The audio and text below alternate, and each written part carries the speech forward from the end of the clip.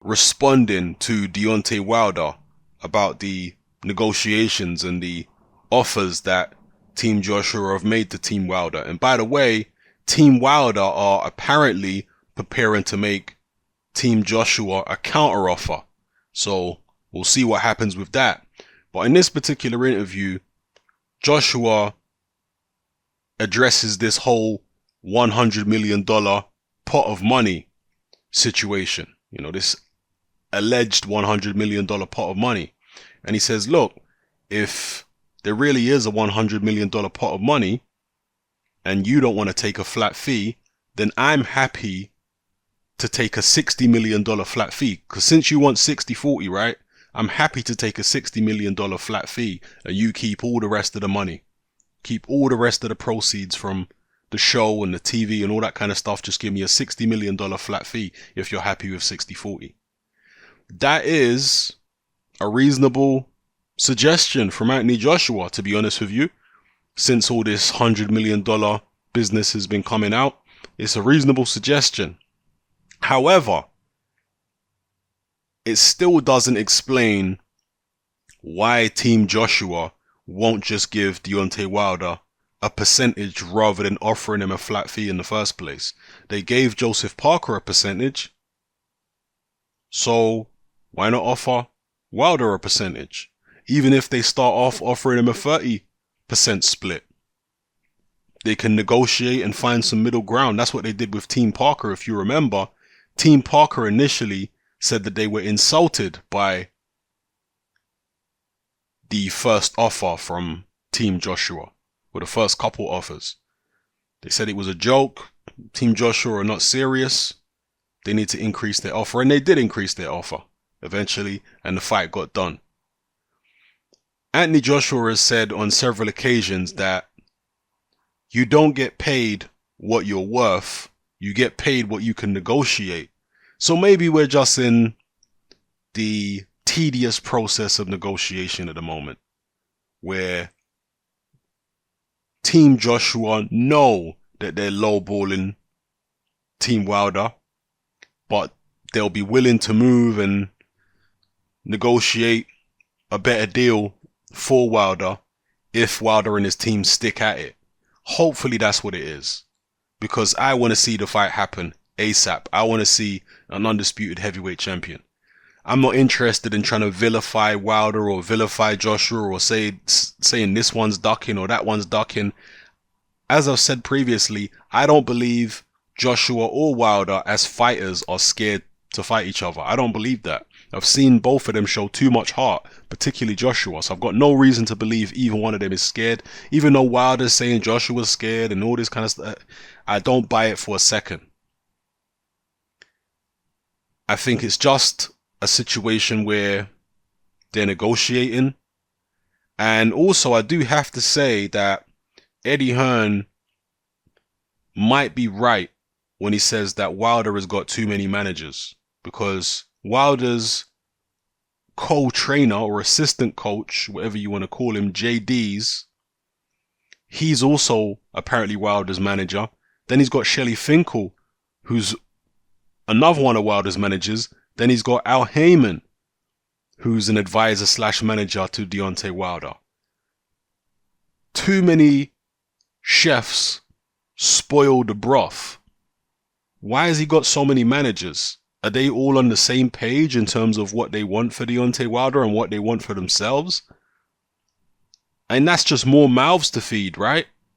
Because you have to pay managers a percentage of your purse. So why has he got so many managers?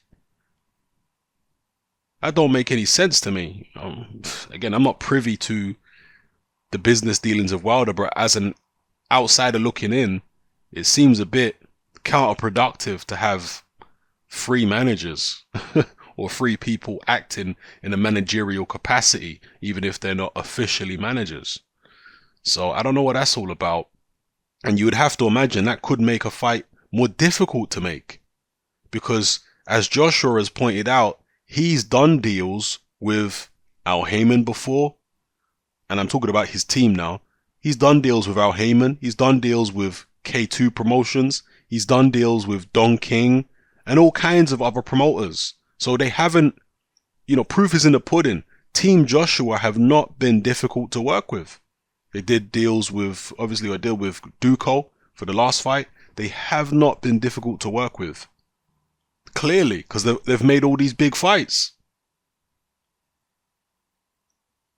Team Wilder, I don't know where they're at with all the different managers and stuff like that. I do have to take what Eddie Hearn says on board about that particular point. Not to say I'm going to believe everything Eddie Hearn says. Absolutely not. I know the guy can be shifty and dishonest and all that kind of business. 100%, I know that. But in this particular instance, I'm going to have to say, yeah, maybe Eddie Hearn has got a point and Wilder's got too many mouths talking in his camp. And are they all on the same page? I don't know. It's worth considering. But whatever the case may be, I'm just praying that one way or another, these guys can sort their differences out. They can accept deals which they're both happy with and get the fight on. Even if Joshua's team are not going to give Wilder a better offer than this flat fee of whatever it is, 8 million, 6 million, I don't know what it is. Even if they're not going to improve that offer, and even if some people see that as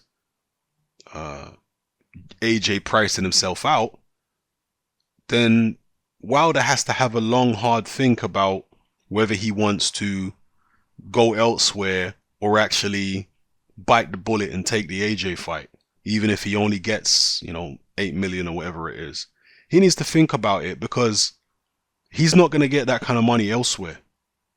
And on top of that, if he thinks it's just Joshua pricing himself out, then as I said in the previous video, he should call Joshua's bluff. Call his bluff. Say, okay, yeah, I'll take that money. Let's have the fight. Call his bluff if you think you don't really want to fight.